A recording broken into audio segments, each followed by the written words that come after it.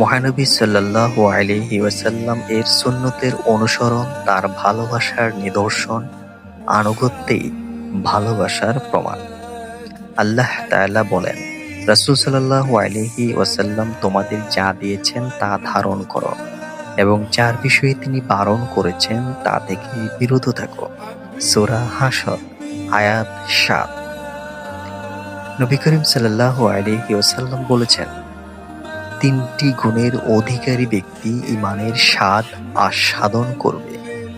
প্রথম হলো যার কাছে আল্লাহ ও তার রাসূল সাল্লাল্লাহু আলাইহি ওয়াসাল্লাম সবচেয়ে প্রিয়। মুসলিম শরীফ ৬৭।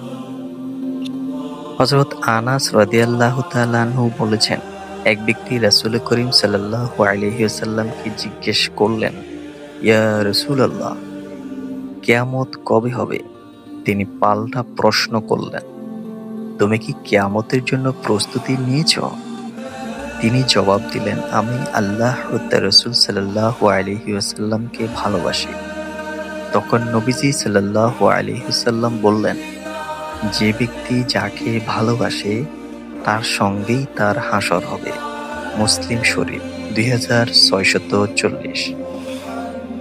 দরুদ শরীফ পাঠ করা নবী প্রেমীদের অন্যতম অনুষঙ্গ।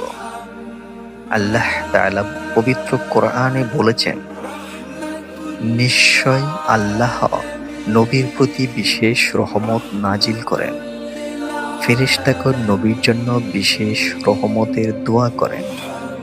হে মুমিনগণ, তোমরাও তার প্রতি দরুদ পাঠ করো এবং বিশেষভাবে সালাম পেশ করো।